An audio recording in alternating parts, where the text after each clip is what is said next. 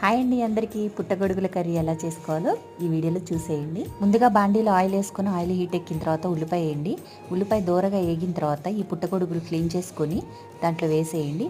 వేసిన తర్వాత కొంచెం సాల్ట్, కొంచెం పసుపు వేసి కలిపేసి మూత పెట్టండి, మగ్గనివ్వాలన్నమాట. 2 మినిట్స్ మగ్గిపోయిన తర్వాత కొంచెం అల్లం వెల్లుల్లి పేస్టు, ధనియాల పౌడర్ 1 స్పూను, కారం 1 స్పూను, కొబ్బరి పొడి కొంచెం వేసుకోండి 1 స్పూను.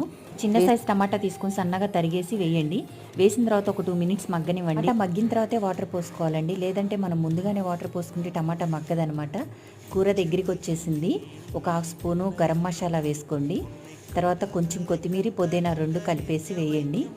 వేసి బాగా దగ్గరికి రానివ్వండి. ఇంకంతేనండి, పుట్టగొడుగుల కూర రెడీ అయిపోయింది. వేడి వేడి అన్నంలో అలా పుట్టగొడుగుల కూర వేసుకొని తింటుంటే మామూలుగా లేదండి. ఇది హెల్త్కి కూడా చాలా అంటే చాలా మంచిదన్నమాట. మీ అందరికి కూడా తెలుసు. ఈ వీడియో నచ్చితే లైక్ చేయండి, షేర్ చేయండి.